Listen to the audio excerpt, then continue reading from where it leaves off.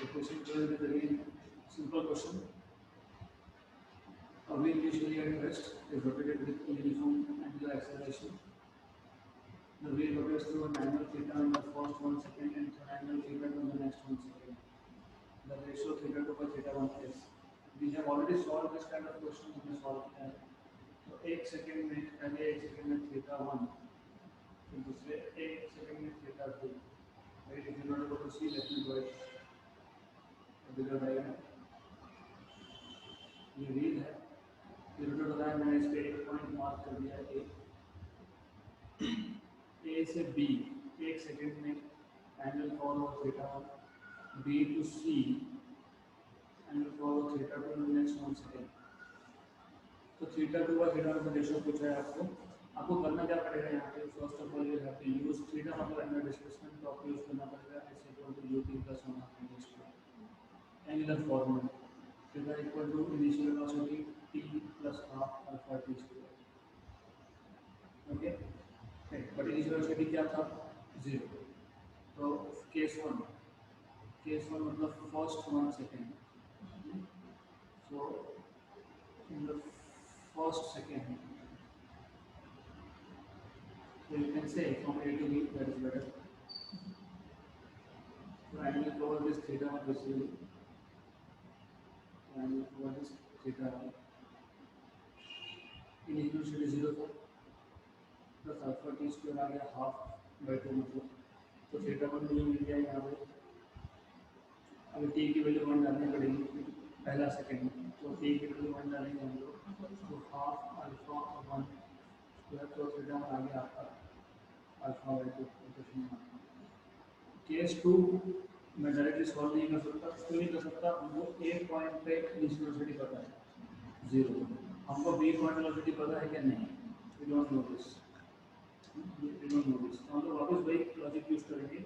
हम सीधा 2 सेकंड का देख लेंगे. 2 सेकंड में एंगल कितना कवर होगा? Theta 1 plus theta 2. Theta 1 plus theta 2. तो from A to B, from A to C करेंगे.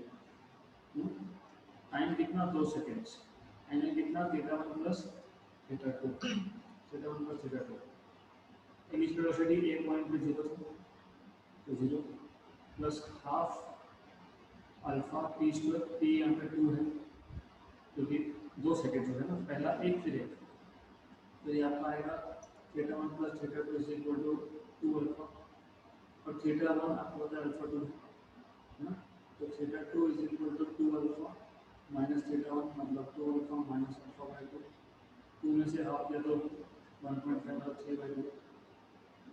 तो अभी रेशियो ले लो. अभी आपको तो रेशियो लेना है. Theta 2 by theta 1, theta 2 by theta 1 is 3 by 2 alpha upon alpha by 2. ठीक है. तो 3 अल्फा अल्फा 2 को कैंसिल से 3 बचेगा. ऑप्शन नंबर सी आएगा. तो इजी क्वेश्चन था. सिर्फ आपको यहाँ पे S equal to u t plus 1 weightage को यूज करना है इन एंगुलर फॉर्म. और आपको पहला केस ए टू बी, दूसरा केस ए टू सी लेना है directly. Right. Next question. So it is actually a simple question to have now. Next question.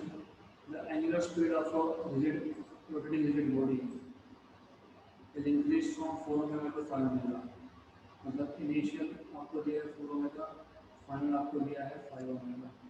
Percentage increment kinetic energy बहुत easy है. क्यों? हमको पता है kinetic energy rotation of rotation क्या होता है? Half I omega square.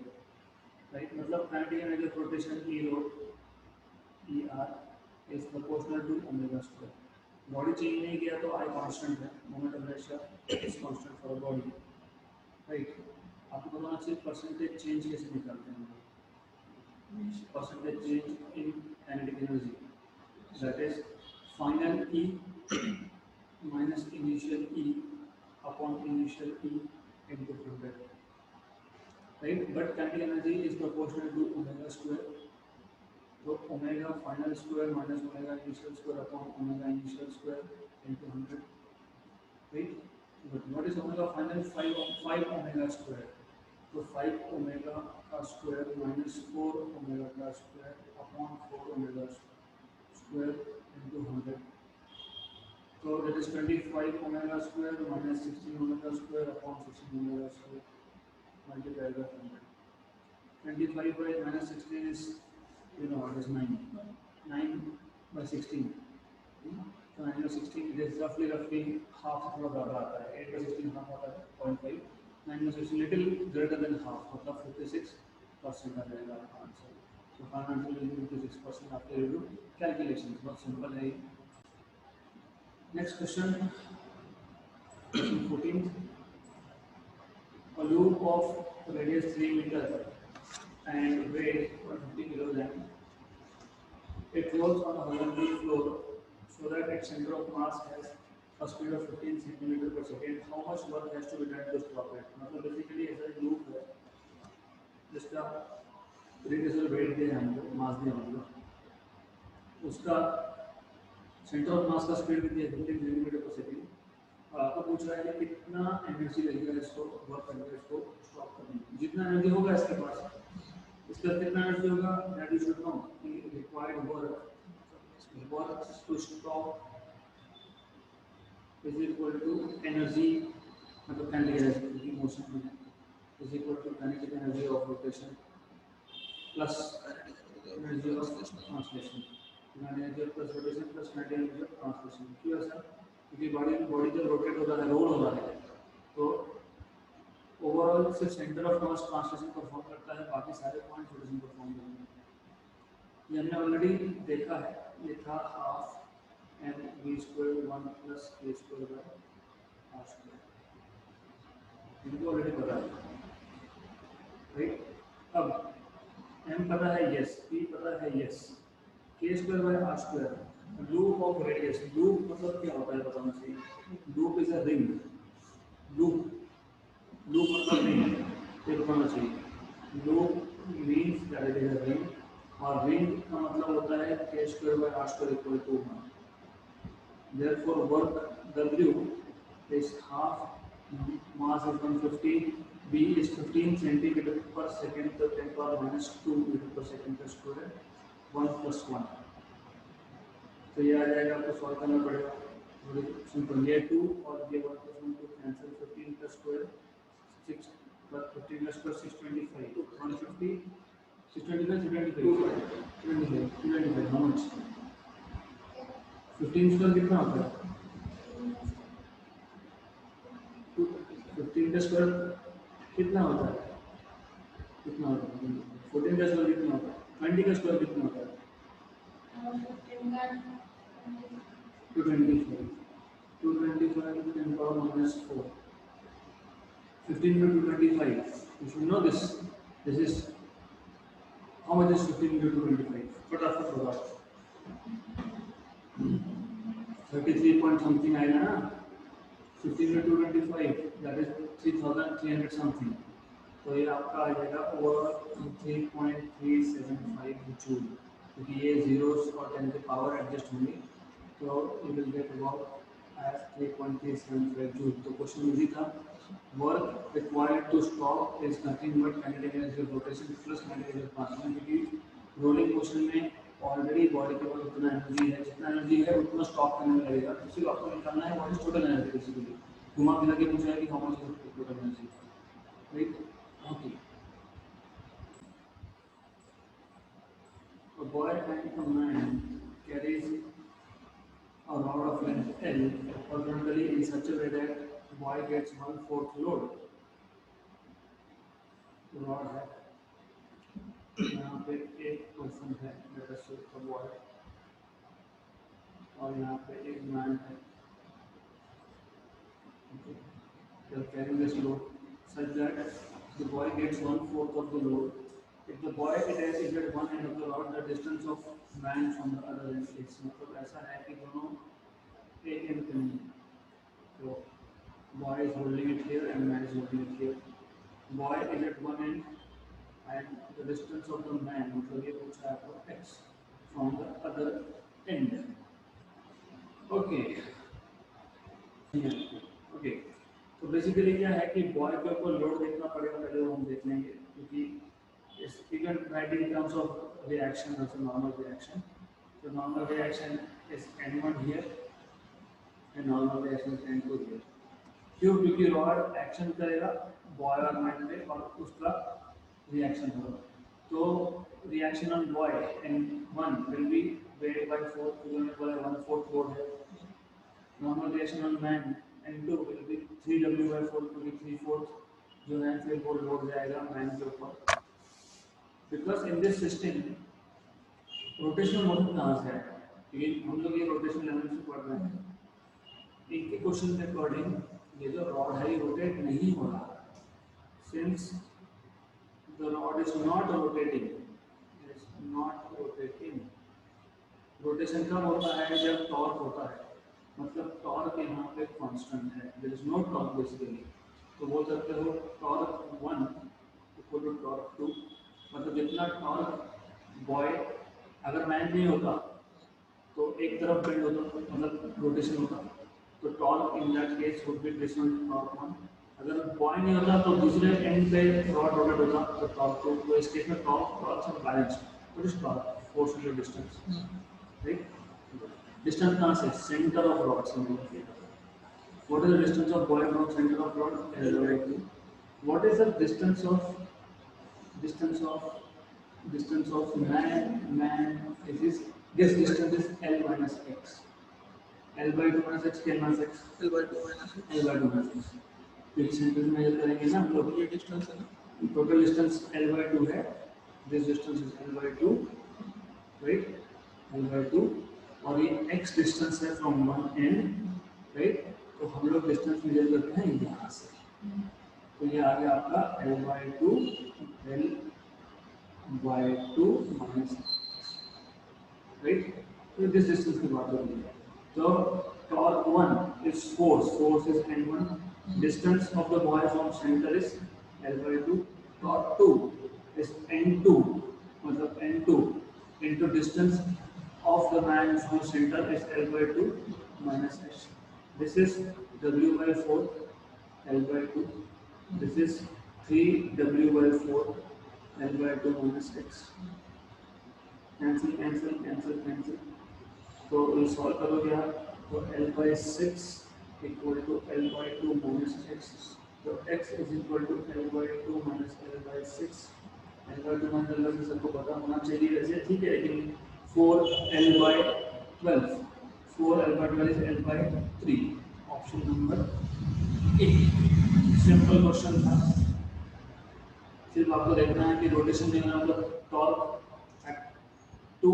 two points where one boy's at the location of boy and at the location of man, these two torques are balanced basically. Moment of inertia of body depends on, question थोड़ा incomplete पर matter नहीं करता, depends upon m and r ऐसा बोलना चाहते हैं वो लोग। The moment of inertia of a solid sphere of mass m, radius r about tangent to a sphere is, सबको करना चाहिए for a sphere moment of inertia I is 2/5 mr square for axis passing through center of mass. Then we are supposed to find along the tangent, मतलब about point O. तो सिर्फ हम parallel axis use करते हैं हम लोग। Moment of inertia about tangent मतलब I O is equal to moment of inertia about center of mass plus m into distance between the two axes। Last session में मैंने बताया था, और यहाँ पे डिस्टेंस है r, क्योंकि एक टेंजेंट है एक सेंटर में से पास हो रहा है। तो यहाँ आ जाएगा आपका 2/5 mr स्क्वायर प्लस mh मतलब r स्क्वायर। 2/5 में 1 ऐड करें तो 7/5 mr स्क्वायर बन गया। ये क्वेश्चन था ओरल क्वेश्चन। अगर आपको थ्योरम ऑफ पैरेलल एक्सिस पता होता और आपको IC मतलब आपको moment of inertia of the sphere about centre of मास पता होता तो it was really simple question. Next, which of the following has the highest moment of inertia when each of them has the same mass and same radius?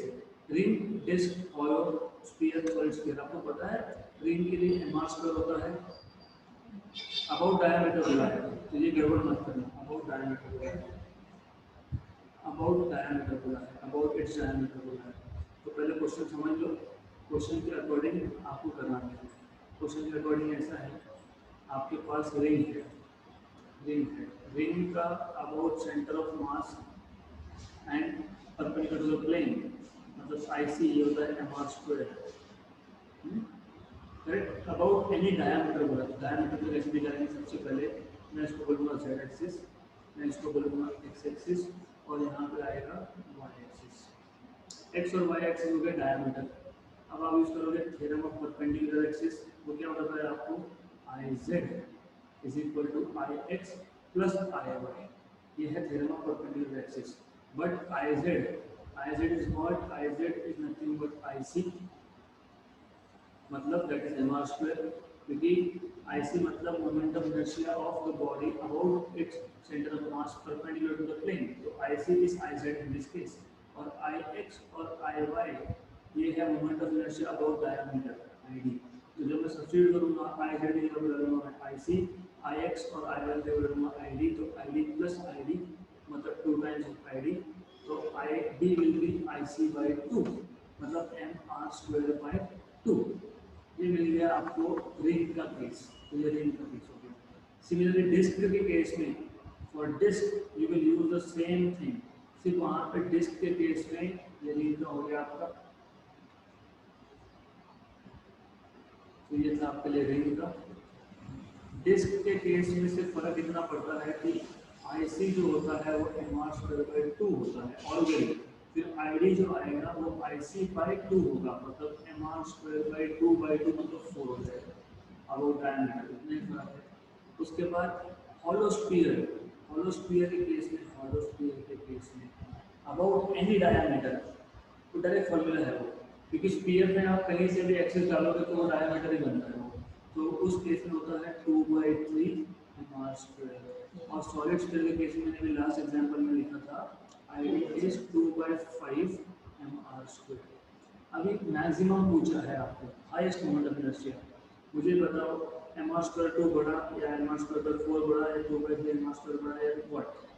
M this is 0.5 बराबर, this is 0.25, this is 2/3 is 0.66 and 2/5 is how much? 0.4। तो चला किसका? hollow sphere का। तो hollow sphere is the correct answer। You have to understand and know formulas।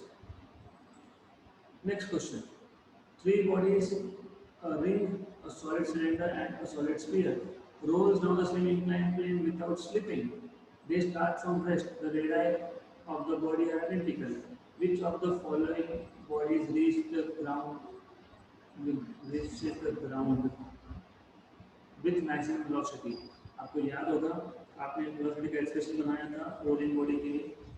मैं और बता देता हूँ थियरी, अगर आपको याद नहीं है मैं वो भी बता रहा हूँ, but I want you to know this theoretical things because I cannot take everything in the last 2 days।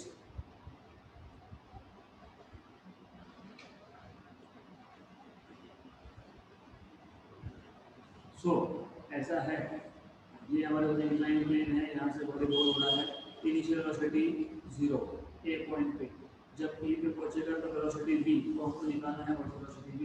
A point पे स्लिप होता है आपका potential energy which is mgh, ये हाइट h, करेक्ट। और v पॉइंट पे slip होता है kinetic energy, तो v पॉइंट पे होगा slip kinetic energy, but kinetic energy will be half m v square 1 plus a square by r square cube, क्योंकि यहाँ पे रोलिंग मोशन है तो ट्रांसलेशन प्लस रोटेशन है इसलिए, राइट। तो total energy at A is equal to total energy at B, because total energy is always conserved, हमेशा conserve होता है।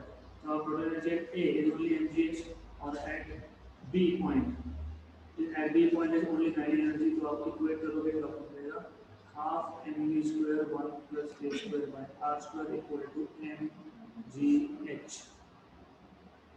ये m और ये m कैंसिल आउट हो गया, तो v square equal to 2gh upon 1 plus a square by r square, तो v is equal to under root of 2gh upon 1 plus a square by r square. अगर आपको ये formula याद होगा तो आपको क्वेश्चन फटाफट सॉल्व हो जाएगा। कैसे? हमको क्या पता है v is under root of 2gh upon 1 plus a square by r square.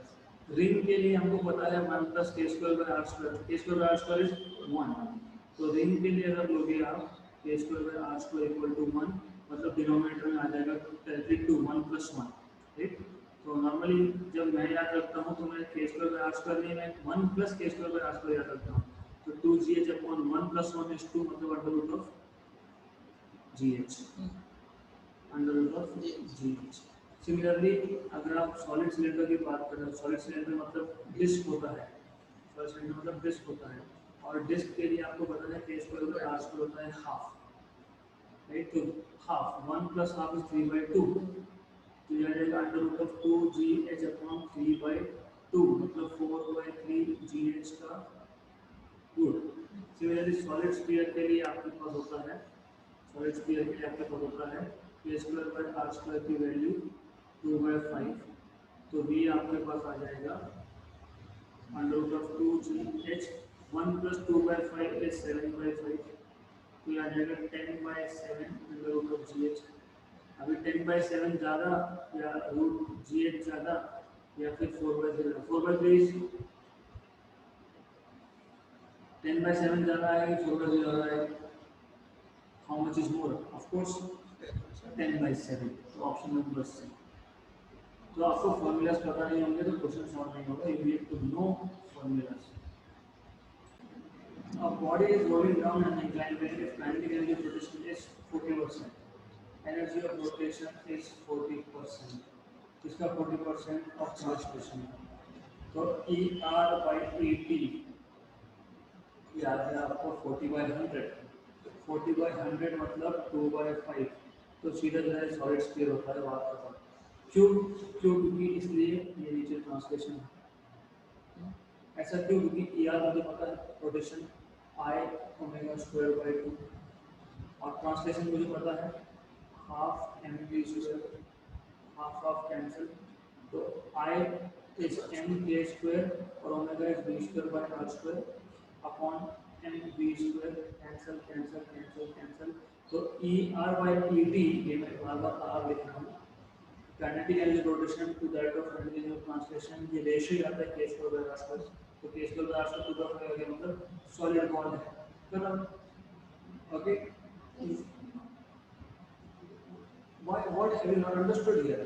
Energy of rotation upon translation. Good, right? What is rotational energy? Half I omega square. What is translation energy? Half mv square. Right? Half I. What is I? M k square. What is omega? V by R. V square by R square. Right? So half m v square. Half m v square cancel, क्या बचा? k square by r square, right. लेकिन हमने solve किया यहाँ में, energy of rotation to the translation 2/5 है, लेकिन energy of rotation to the translation ये k square by r square होता है। Now let me show you something, just now I need some time because I have to again open it where I have kept this thing in notes in rotational motion here, whether here or in this video. One of these.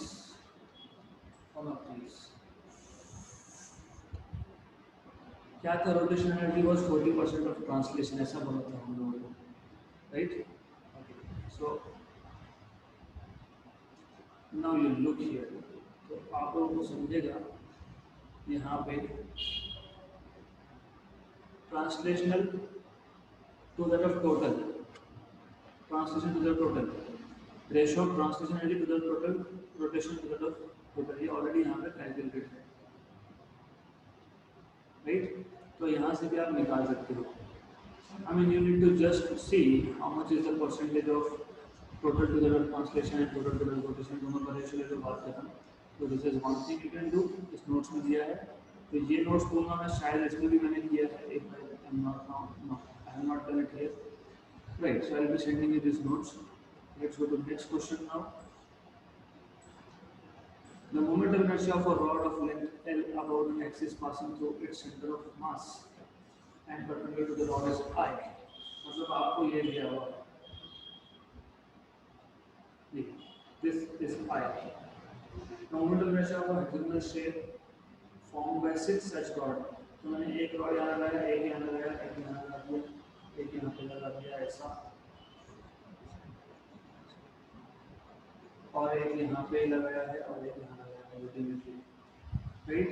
इसका moment of inertia about an axis passing to centre of mass and perpendicular to its plane, मतलब इस point में से centre में से एक axis निकल रहा है, उसके अबाउट रोटेट हो रहा है।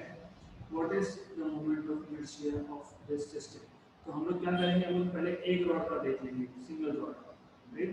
तो यहाँ पे देख लो कि ये सिंगल रॉड का रॉड और ये सेंटर है, इसका लेंथ जो है हम मान लेते हैं एल है बेसिकली,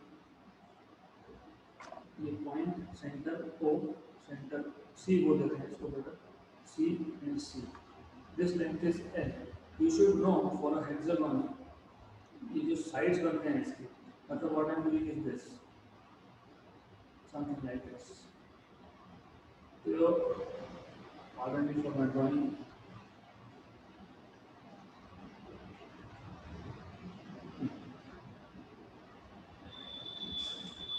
So this one, ये जो लेंथ बनता है आपका, ये लेंथ, ये आपको पता होना चाहिए कि ये एक इक्विलैटरल ट्रायंगल बनता है, मतलब this side is L, this is L, this is also L and this is also L, right? और ये डिस्टेंस जो है ये इसको हम x मान लेते हैं, तो आपको x फाइंड करना पड़ेगा। सबसे पहली चीज आपको दिया क्या है, आपको दिया है I, इस ये पता है आपको, मैंने कल बताया था ml²/12, ml²/12 moment of inertia of a rod passing through its center of mass and perpendicular to the rod is ml²/12। तो ये आपको यहाँ से मिल गया ml² = 12 times of I, equation number 1 बोल देते हैं, ये हमको गिवन से मिल गया। अब आपको ये बताना चाहिए कि अगर मुझे 6 रॉड का हेक्सागन बनाया है और उसके सेंटर से, मतलब यहाँ से एक्सिस निकल रहा है और जो होल सिस्टम इज रोटेटिंग, तो पहले मैं सिर्फ एक साइड का देख लेता हूँ, तो मल्टीप्लाई बाय 6 कर दूंगा, क्योंकि हेक्सागन 6 रॉड से बना है, तो एक का निकाल लो तो मल्टीप्लाई बाय 6 कर लो। तो सबसे पहले आपकी जो डिस्टेंस है x, ये बताना चाहिए, क्यों?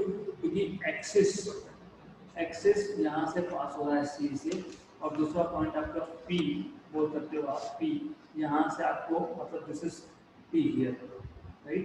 सो what you have been given is IP basically, आपको दिया है, so you have to just find out what is the distance of C point from P point। ये आपको पता होना चाहिए, ये होना ही चाहिए पता, आपको नहीं पता है तो you can use Pythagoras theorem. Pythagoras theorem के साथ करोगे, ये साइड L/2 आ गया, ये L है, राइट? और x फाइंड करना है तो L² plus L² equal to x² plus L/2 का स्क्वायर, तो आपको x² मिल जाएगा 3L²/4, मतलब x मिल जाएगा √3/2 टाइम्स ऑफ L। आगे आगे से पता होना चाहिए आपको, यू शुड नो डायरेक्टली, तो x पता है हमको। अब हम लोग थ्योरम ऑफ पैरेलल एक्सिस लगा सकते हैं, क्योंकि एक एक्सिस जो है P पॉइंट से बाहर की तरफ आ रहा है और एक C पॉइंट से बाहर की तरफ आ रहा है, क्योंकि यहाँ पे जो मैंने रॉड दिखाया है इसका ओरिएंटेशन अलग है, राइट? और यही रॉड हमने यहाँ पे लगाया है।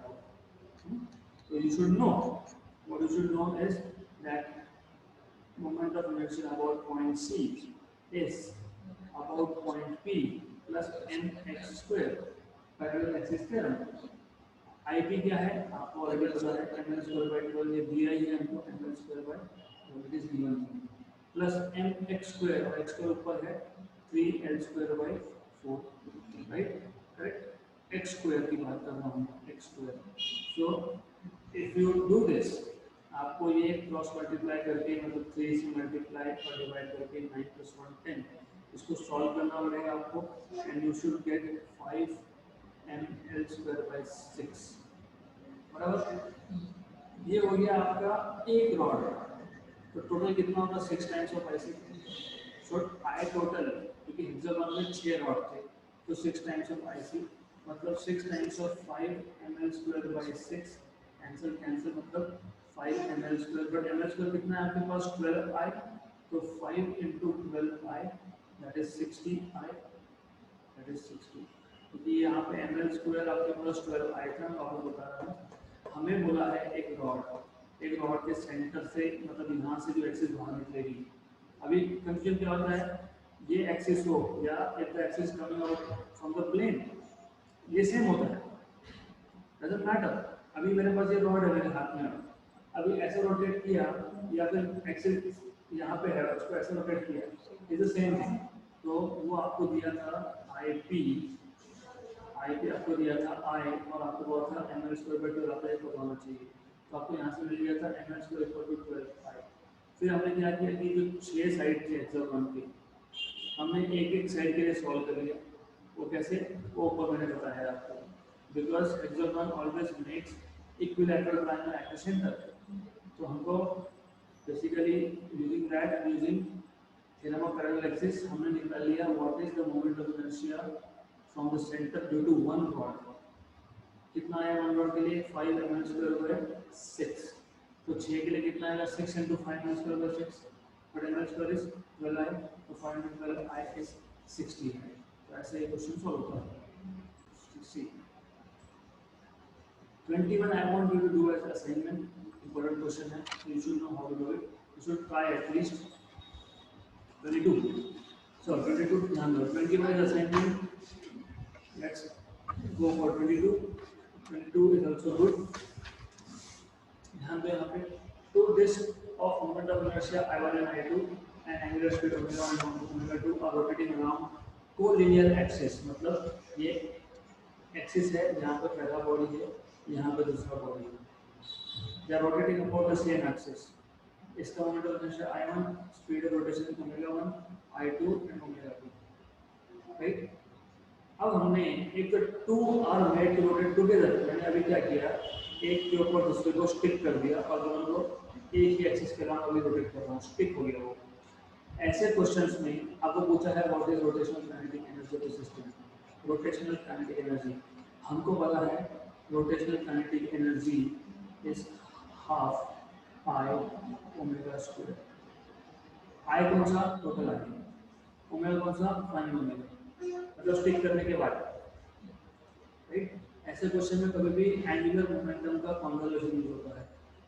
Initial angular momentum is equal to final, initial क्या था इन दोनों का, मतलब L1 प्लस L2, क्योंकि इनिशियली दोनों बॉडीज इंडिविजुअली रोटेट हो रहे थे, राइट, और finally they are rotating together. What is L1, I1 omega, तो मतलब अच्छी L is equal to I omega होता है, plus L2 is I2 omega 2, L final is I final omega final, I final omega final और दोनों, but what is I final, I1 plus I2, क्यों, क्योंकि दोनों बॉडी को मैंने अगर चिपका दिया तो मोमेंट ऑफ इनर्शिया दोनों का ऐड हो जाता है, I1 प्लस I2 होता है अगर आपने दोनों को चिपका दिया तो, राइट। तो यहाँ से आपको ओमेगा फाइनल तो मिल जाएगा, so you will get omega final as I1 omega 1 plus I2 omega 2 upon I1 plus I2, क्या आपको मिल गया ओमेगा फाइनल, करेक्ट। हमको क्या चाहिए, हमको चाहिए kinetic energy of rotation which is here.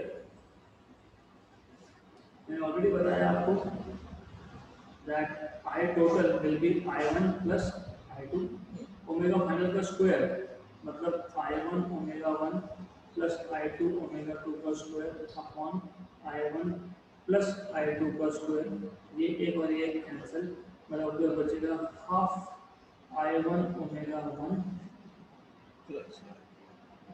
Plus I2 omega 2 whole square upon I1 plus I2, ऐसा कुछ है क्या, ऐसा ऑप्शन नंबर सी में है। तो question was simple, let's repeat it again. दो बॉडीज इंडिविजुअली रोटेट हो रहे थे, तो पहले बॉडी का एंगुलर मोमेंटम I1 ओमेगा 1, दूसरे का I2 ओमेगा 2, तो टोटल इनिशियल एंगुलर मोमेंटम हो गया I1 omega 1 plus I2 omega 2, final angular momentum जब आपने दो बॉडी को चिपका दिया तो I final omega final but I final is I1 plus I2 into omega final by conservation of angular momentum. Initial angular momentum Li equal to final Lf. Initial is I1 omega 1 plus I2 omega 2 equal to I1 plus I2 omega final. Omega final मिल गया आपको I1 omega 1 plus I2 omega 2 omega 1 upon I1 plus I2, right? तो फिर आप kinetic energy और rotation निकालते हो half I omega square, फिर I final मतलब I टोटल और ओमेगा फाइनल की वैल्यू सब्स्टिट्यूट की आपने and you have obtain required solution. Next question. Okay, so for timing 23 and 24 assignments, I will solve it for you later. Question 5. 25th question. A wheel of mass 2 kg, radius 20 centimeter, has angular speed of 50. When a clutch plate of mass 4 kilogram, radius 20 हुआ यहाँ पे, having an angular speed of 200 radian per second is combined with it, find the common speed of rotation. See the value currently we have here. So that value has to be, let's get the value 10 centimeter ले लो for radius.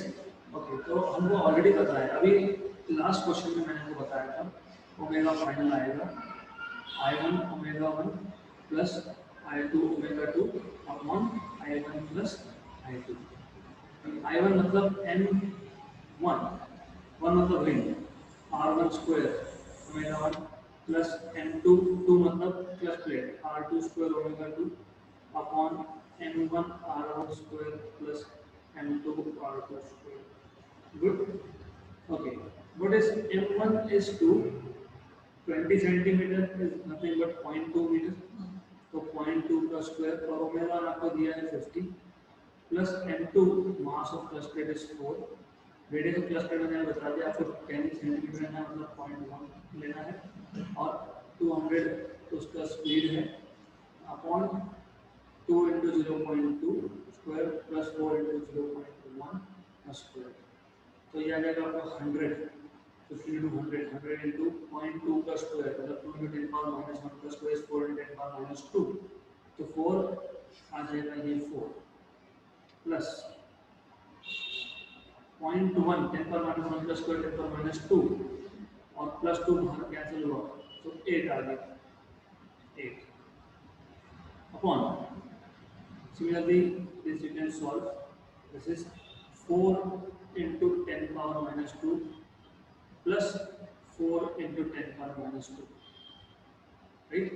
तो ये आ जाएगा 12 upon 8, 10 power minus 2 ऊपर जाएगा, 10 plus 2 ऊपर. What is 12 by 8? You should know this. Otherwise, okay, let me check. 4 और 8 आएगा ये basically. This is 8 here.